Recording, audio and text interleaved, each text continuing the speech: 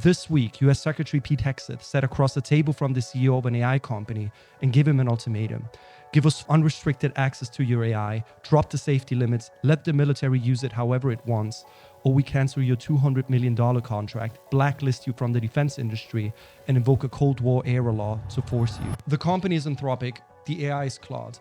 And Claude happens to be the only AI system currently operating on America's classified military networks. Now, by the time you're watching this, the deadline may have already passed, but the outcome matters less than what the standoff ultimately reveals. Because the story is not really about a company or a contract, it's about a gap between how fast artificial intelligence is being deployed into the most consequential systems on the planet and how slowly the rules and the institutions that are supposed to govern it are catching up. In this video, I'm going to explain why the feud between Anthropic and the Pentagon may be one of the most consequential safety discussions of this decade. I'll start out by first of all discussing how we got here and what Anthropic and the Pentagon are arguing about. I'll then provide you with an overview of the massive AI safety implications, both domestically and internationally, and what it means for global stability. If you're new here, I'm Walter Pasquarelli. I spent the last decades working with governments and businesses on AI policy. I've advised all the major technology firms on AI strategy, including several global ministers and heads of states. If you're interested in understanding how AI is changing power and our lives, consider subscribing. So let's get into this. To understand why the standoff matters, you need to understand the position that Anthropic is in. In 2021, Dario Amodei and his sister Daniela left OpenAI. Dario had been VP of research. They left because they believed AI was being built too fast without enough thought about what could go wrong. So they started Anthropic around a single idea: powerful AI built responsibly. They also built that into the legal structure. Anthropic is a public benefit corporation. It's legally required to balance profit with safety. It also has a long-term benefit trust that will eventually control the majority of the board. And its biggest investors, Amazon and Google, do not hold voting shares. So this is a company that has been architecturally designed to resist pressure from powerful interests. And it had two firm red lines from the start as part of a pledge called the responsible scaling policies. AI would not be used for developing autonomous weapons, and AI would not be used for mass surveilling Americans. This is where the tensions start. In November 2024, Anthropic partnered with Palantir to bring Claude onto classified military networks.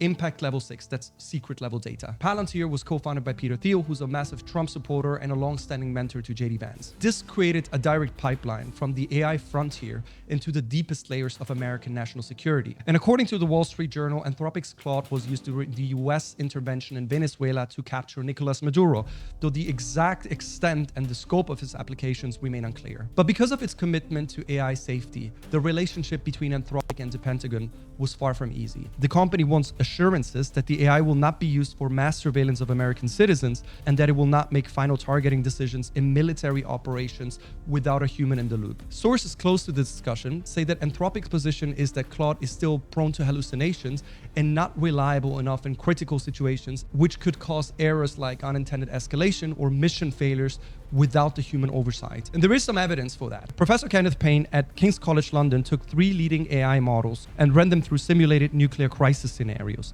The models were given every option from diplomatic pressures to full-scale nuclear war. In 95%, at least one of those models deployed nuclear weapons. The researchers' conclusion was that the nuclear taboo does not have the same weight for machines as it has for humans. They lack essentially the weight of the visceral consequences that shaped our decision-making as well during, for example, the Cuban Missile Crisis. This does not mean that AI will cause a nuclear war, but it still matters because currently the trajectory is to use AI more in time-sensitive strategic decision-making, not less. But the Pentagon sees it differently. A senior official defended their demands to get unrestricted access to Anthropic's AI because restrictions could block the military from acting in critical moments. For example, if a country launches intercontinental ballistic missiles against the US, in that live or die moment, hitting company-based restrictions could be a serious problem. So the Pentagon threatened Anthropic with invoking the Defense Production Act, which is a law that stems from the Korean War of the 1950s that would essentially compel Anthropic to comply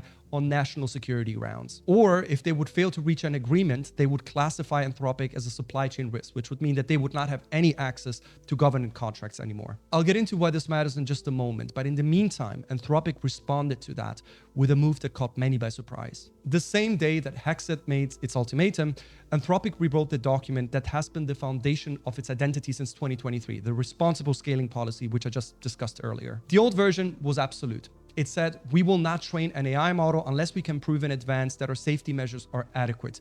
If we can prove it, we don't build it. The new version dilutes this commitment. Under the updated policy, Anthropic will only pause development if the catastrophic risk is material and if it has a significant lead over its competitors. The chief science officer told Time magazine, and I'm paraphrasing here, they did not feel it made sense to make unilateral safety commitments while competitors are blazing ahead. Bloomberg called it one of the most dramatic policy shifts in the AI industry. Now, to be fair, Anthropic says that their policy shift and the Pentagon red lines are kind of separate issues. The Pentagon dispute is about how deployed models are used. And the new policy does still include transparency commitments, regular risk reports, and external reviews. But the timing is telling because just the day before the Hegseth meeting, Elon Musk's xAI reached a deal with the Pentagon to bring its Grok chatbot onto classified networks. And xAI agreed to allow its models to be used for any lawful purpose. So there's a competitive pressure that is pulling the industry in a specific direction.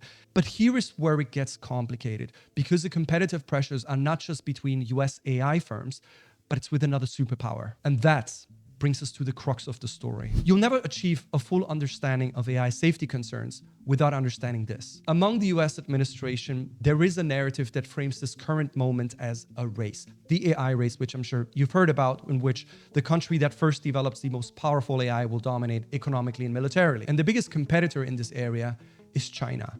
And part of this dynamic has already been playing out. In February 2026, Anthropic accused 3 Chinese AI companies of creating 24,000 fake accounts and to run millions of interactions with Claude to systematically extract its capabilities. So in plain language, they said that they were copying American AI technology. And this framing around an AI race has fundamentally shifted US AI safety policies. President Biden had signed the US White House executive order on artificial intelligence. Companies will be required to share safety test results before releasing any new models. But just 14 months later, Trump revoked the entire thing.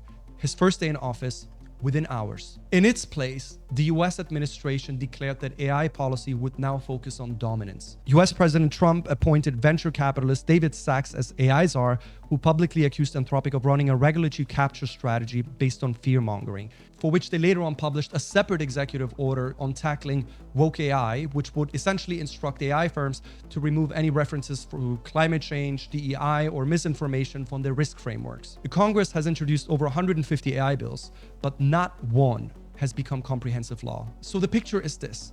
Anthropic has become the AI company that the US government relies most heavily on for national security. It's also the company that is targeted most aggressively by the US biggest geopolitical competitor, and the company the White House is publicly attacking as woke. No other firm in the AI industry occupies this position. Okay, so let me bring this together because the title of this video makes a big claim and I want to explain exactly what I mean by it. There are 3 reasons why the standoff between Anthropic and the Pentagon is the most consequential safety conversation of this decade. Number 1, by invoking the Defense Production Act and potentially categorizing Anthropic as a supply chain risk, it means that AI models are now effectively being treated as critical national infrastructure. And it would show that the US sees frontier AI labs as strategic defense assets, moving AI governance much closer to a semiconductor-style national security issue. Number 2, if AI is being integrated into the infrastructure of military and geopolitical power, it would mean that the governance gap on AI is actually widening. More use cases, bigger gaps that needs to be addressed. And third, even the companies most publicly committed to managing AI risks are reevaluating their commitments under intense pressures. Which means the questions about who provides the guardrails if companies cannot do that alone, and if the government hasn't done so, remains generally open. So what's next? By the time you're watching this, the deadline may have passed. Maybe Anthropic held firm, maybe it compromised, maybe that contract is gone. I generally don't know. But here is what I do know. The pressures that created the standoff are structural. They're not going away. AI is becoming more capable every single day. Governments need it more, not less. Companies are racing faster, not slower. And the question of who governs this technology, under what rules and what oversights, will become one of the defining issues of our lifetimes. We're still in the early stages of figuring out how the most powerful technology of our lifetimes will fit inside the institutions and rules that organize our world. And right now, that process is messy, inconsistent, and moving much slower than the technology itself. That's the story. And it's one worth paying attention to. Thanks for watching. If you found this video interesting, please subscribe. Tell me in the comment section, who do you think should set the rules for AI? Should it be companies? Should it be the government? Maybe a new kind of institutions? Let me know in the comment section. I'd love to know what you think. Till the next time.